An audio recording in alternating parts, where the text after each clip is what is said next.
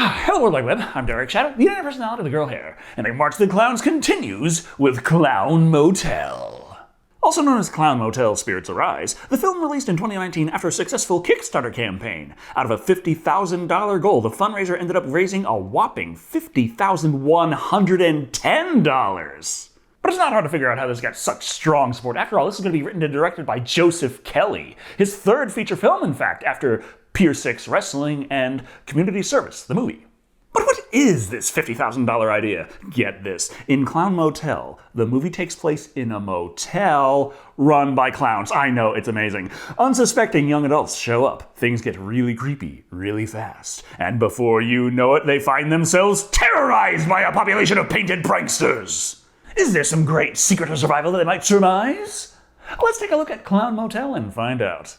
We open up to our hillbillies out in the middle of nowhere. None more important than Frank over here, played by Tony Moran. You know, the OG Michael fucking Myers. And I'll tell you what, too. My kids, they are for sure going to find out. And he's got a plan. An evil plan. That he'd better get to quickly, because this guy over here looks like he's about to start filming a YouTube video about being a young entrepreneur. How if you want to be a 20-year-old millionaire, the first thing you gotta do is wake up at 2 a.m. and run 5 miles. Point is, they gotta score, and thus they need a team. No better than the crack shot over here, his daughter, Hannah, played by Rachel Christensen. Just telling Paul and Carl about the gold mines. You mean the ones run by the clowns? Clowns, right, with painted faces who run a mine full of gold. But they don't think they can really trust Will, so... Make sure you take some notes. And what we'll do is we'll backstep when you return. Not sure exactly what we'll do. Shoot him, hit him with a car, leave him for dead, file some paperwork to make some technicality where we get all the rights to the clown mine and he gets zilch. Literally stab him in the back. Whatever it is, it's just gotta fall under that terminology. So they head down to the clown mine, hotel. Where's the gold you promised my father, Will? There!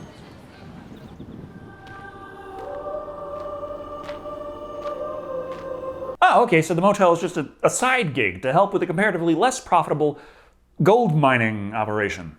So it is true. Let's just say I have my ways. You know, I probably shouldn't tell everybody this, but I'll let you know. The secret method I use is called basic observational skill. As he has little to share, we watch as PieScan starts spouting lore for the audience. Seems in this universe, clowns are shunned as freaks and marginalized. Well, that's not gonna keep them from painting smiles on their faces. They still have each other and that fucking gold mine, so actually they got it pretty good. This is our world, so let's celebrate. Huzzah! Let's celebrate! The little one being Lily, played by Charlotte Lizette Brannon, and PieScan being played by Ari Lemon. You know, Jason Voorhees from Friday the 13th Part 1. We are also introduced to Gondalaya, played by Dennis Ramos Jr., who is also known for Bloody Island, where he played Gondalaya. He offers to turn Lily's flower into gold so that she can quickly establish that clowns have a strict rule to not enter the gold mine at night. It's too dangerous. We'll wait until they all go to bed. And then what? We take their seltzer water, and we gonna stick their hands in it. Or they use these handy-dandy barrels of gasoline to drench the motel as sneakily loudly as possible.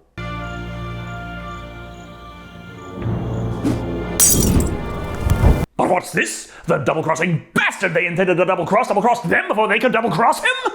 Man, you just can't find good help these days. They take it well and just kind of stand there and burn to death. And even the clowns, while they look mildly annoyed to find themselves in a burning building, don't exactly tumble over each other in a mad dash for the fire exit. Raging fire burns them down. Now they are accursed clowns. Lily just takes the opportunity to sing about burning to death. It's a real missed opportunity to use a cover of Alice Cooper's House of Fire. No idea if that worked out for the drag-off, because we suddenly skip decades later to a YouTube video. Chris, played by Donald Shell, plays off his co-host ghost hunter Ian, played by Stephen Vogel. However, their content has become so pathetic, even their cameraman, Spencer, played by Eric Prochnow, can't stand to watch it anymore. We're at the point where we are making pennies be haunted. Was there a contest to come up with the cheapest haunted prop that still technically cost money to do? Anyway, fuck this phantasmal farthing foolishness. They've got all of Nevada to explore for ghostly opportunities, and you know that's spooky as all hell. And we can get an RV party montage in while we're at it. Nothing was said, I just watched as he bled. Discovered his mother up under the covers. I rubbed her the covers with red. Which is a hell of a tonal shift from watching a bunch of clowns being burned alive to spooky singing. But hey, if we can keep up all his drugs and drinking and partying to music, I can file this under music video and then it's full monetization. While they break every horror survival rule, we jump over to our second group for this story, the girls. There's Brooke, played by Eleanor Price, Casey, played by Amanda Cott, Shannon, played by Alyssa Leonard, and finally Kristen, played by Angeline Miranda. The important thing is that Brooke is getting married in mere days. So before that can happen, we gotta have a girls' night out bachelorette party!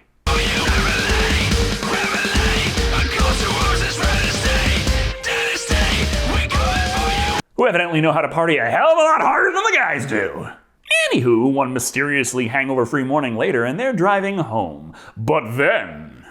What's going on up there?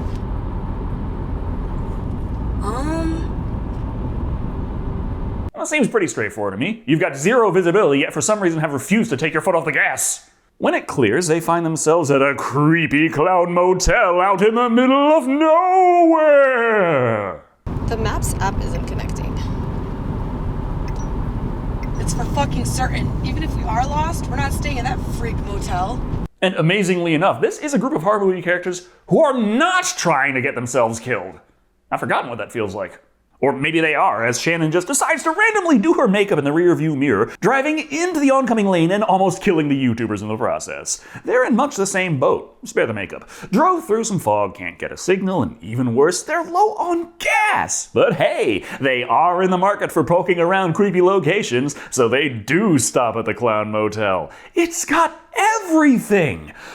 Motel, clowns, and a cemetery. What the hell is a cemetery doing out here all the way in the middle of nowhere, though?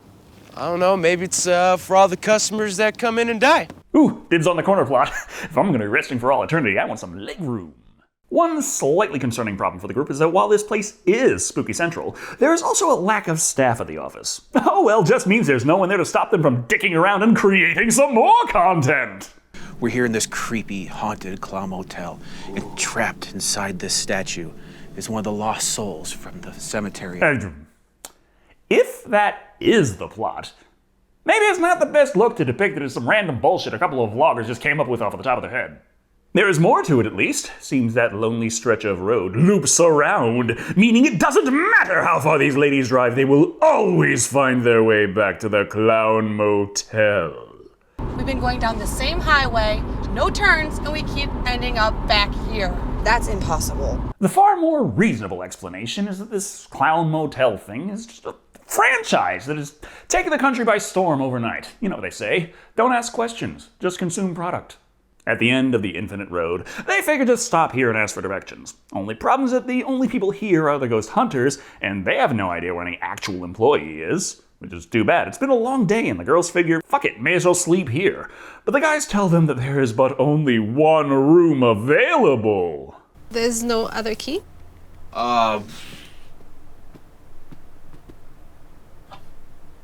Nope. Which is a hell of a lie to go with. Number one, you're just gonna assume that no one else is gonna bother checking behind the counter of this abandoned motel. And two, you got here in an RV. That's a motel room on wheels. That's the entire point of it. Point is we've got 3 guys, 4 girls, and 1 room. You know what that means. Another musical party montage!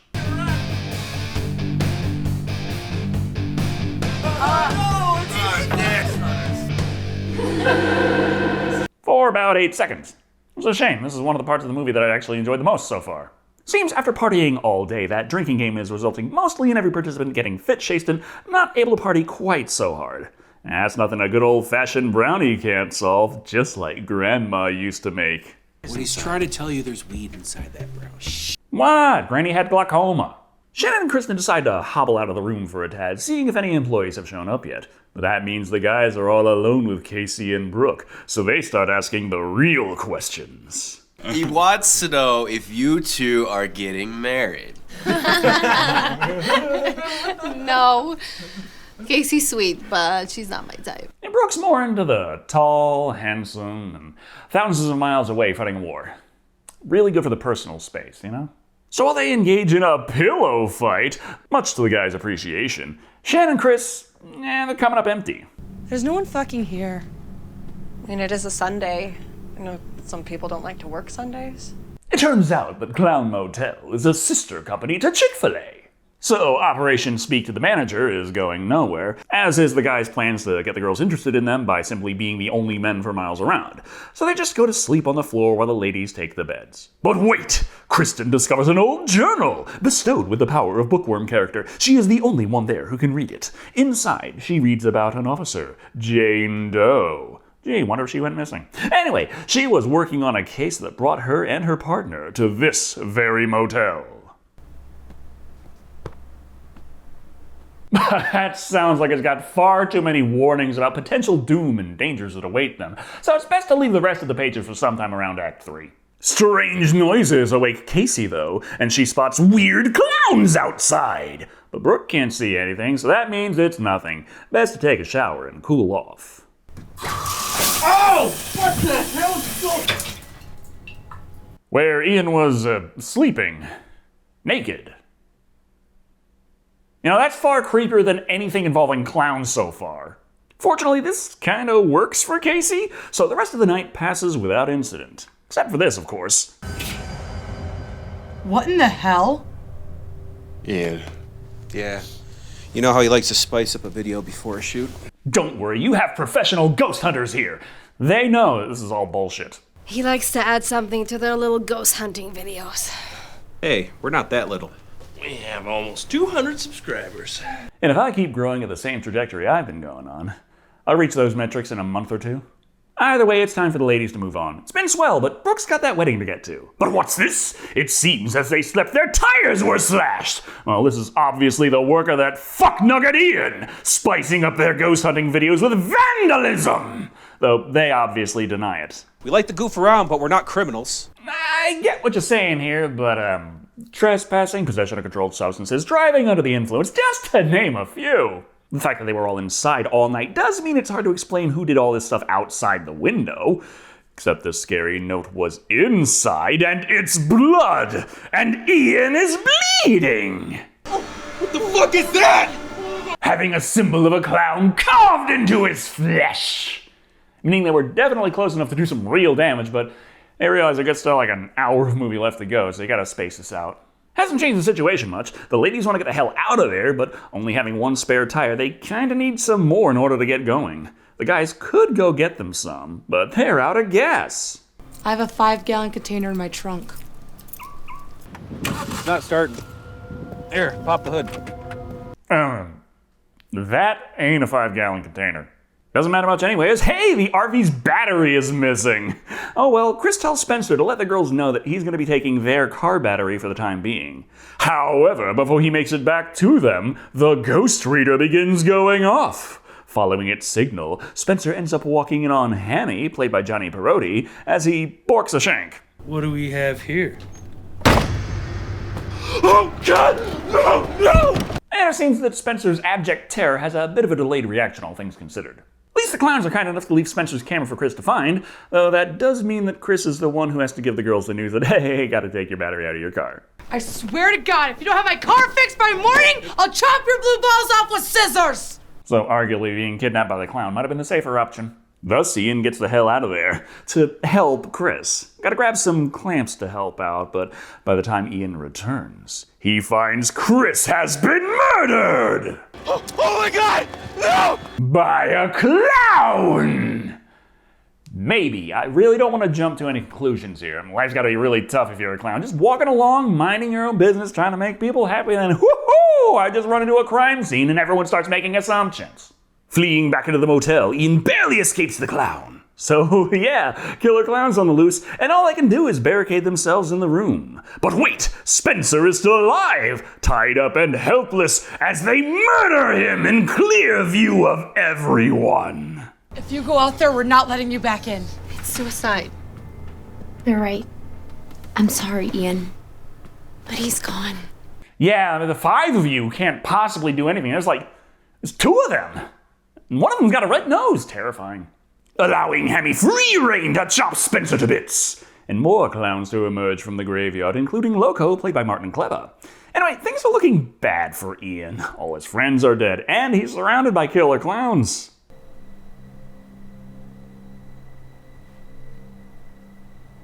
You think you can finish hooking up the car battery?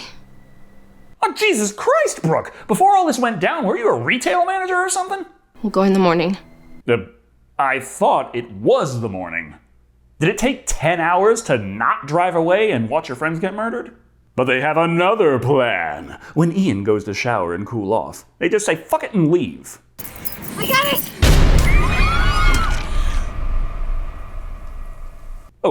But it was all just a quantum state that both happened and didn't. So we leave right now, right? No.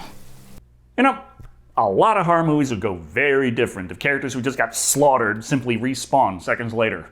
But as Ian showers, we get a rapid as hell visual effect flashing rainbow colors all over the screen, and I really can't show that to you because I'm kind of afraid it might trigger epilepsy, because I'm not even epileptic, and I feel like I'm about to have a seizure. There's something else going on here, and I can feel it. It took 2 of your friends dying for you to figure that out. To be fair, that is remarkably fast by horror movie character standards. And the sooner we leave, the fucking better. Right, so let's get up and go then. Tomorrow.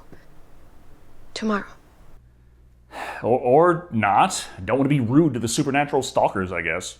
As they realize this is a super spooky shelter, Brooke offers to stay awake as lookout tonight. That way, she can finish off her Adderall and actually bother to look at the footage that the ghost hunters had been filming up to that point. Ghosts, freaky cuts, the girls as clowns, and most disturbingly of all... And Spencer was getting butt-fucked by a clown. Yeah, sounds like Spencer. Okay, Ian, that raises even more questions. And we gotta go now. Also, 30 minutes of movie left. Better grab that journal for some lore later. Snagging the keys off Chris's corpse. They try to get the RV started, but simply can't do it in this genre. So they must hide from the clowns inside the vehicle. You motherfucking fucks! Leave us the fuck alone!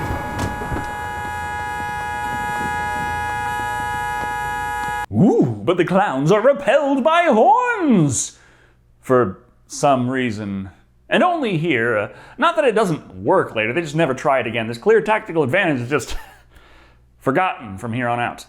This leaves them in a bit of a standoff. Fortunately, Kristen packed that book to read, delving deeper into the disappearance of Jane Doe. Seems, hey, clowns were attacking and they were having a bad time, but Jane discovered a mine nearby.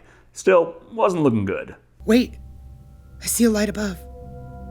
Hopefully that ladder will hold.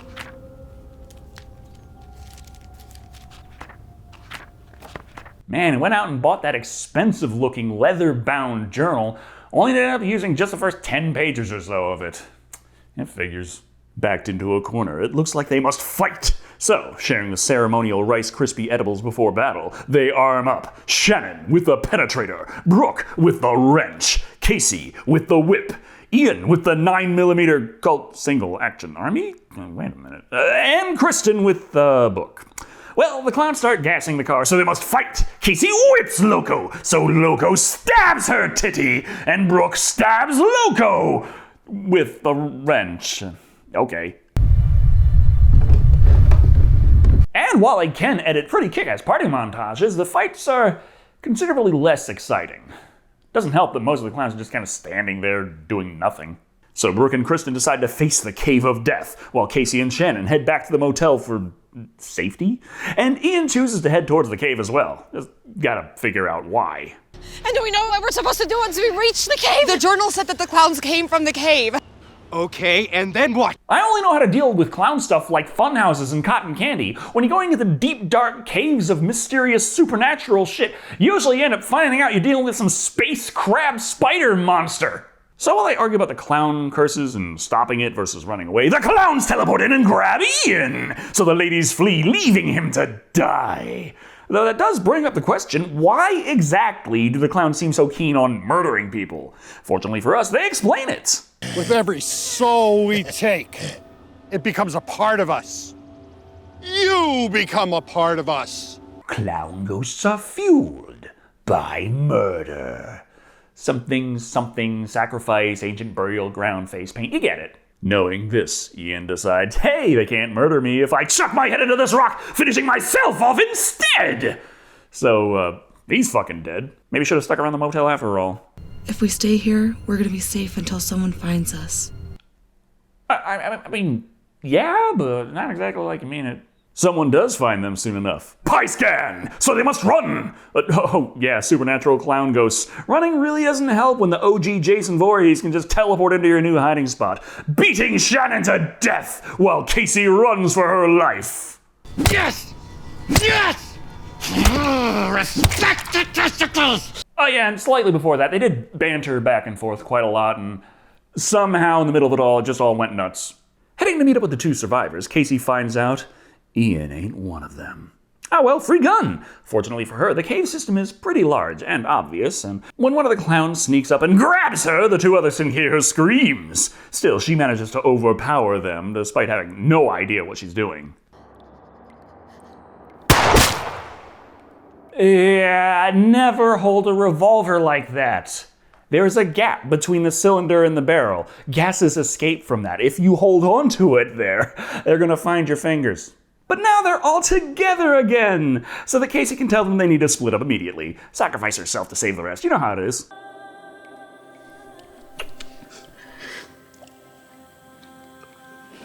I've always had more than a crush on you.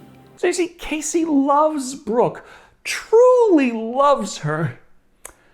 But she's getting married in a couple of days, so guess I'll die.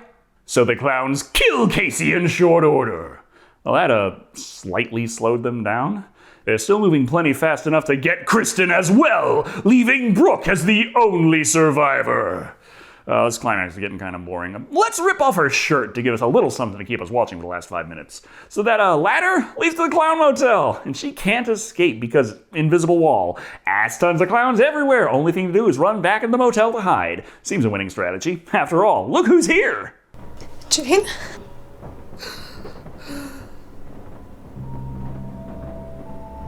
Jane Doe! Wow, how long has it been? Like 40 years? And that's it. No key, no secret, no way to win. You're trapped here forever, Brooke. Unable to escape. Surrounded by clowns who want your soul. The end. I don't know if I should feel surprised or not. Where does the ladder lead? Of course it leads back to the motel. How many other sets were there? Anyway, that was Clown Motel. And it is a good thing that I love bad movies. It's a shame too, because going by the Kickstarter, you'd imagine that the acting, cinematography, and editing would be at least a little better than this. In all of those categories, Clown Motel really struggles. The acting, for instance, while some performances are better than others, the baseline is very amateurish. People don't come off like people, they come off like actors.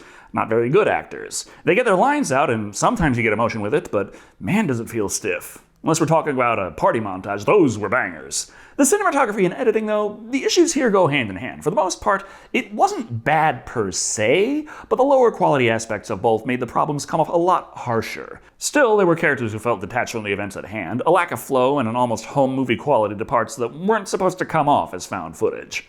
However, despite all I can complain about, there is something here that I wasn't expecting, and it's my favorite thing about horror: dread. Clown Motel somehow does manage to push through all its flaws and deliver some tension from time to time, and punctuate it beautifully with Spencer's fantastic terrified screams or Pie Scan's insane taunting. It's not enough to make you really want to go out and track this movie down unless you're into low-budget indie horror, warts and all, but it was a welcome surprise for me, and just enough to keep me from feeling completely let down on this project, coming in at 2 9mm revolvers out of 5. I still don't have the slightest clue what the hell happened to all that gold. Oh well. Thank you all for watching. I've been Shado. And remember, you must respect the testicles!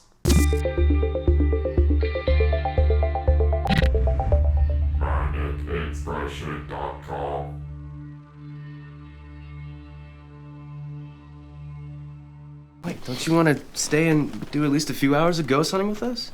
It was hard enough hunting for your dick. Thanks, though.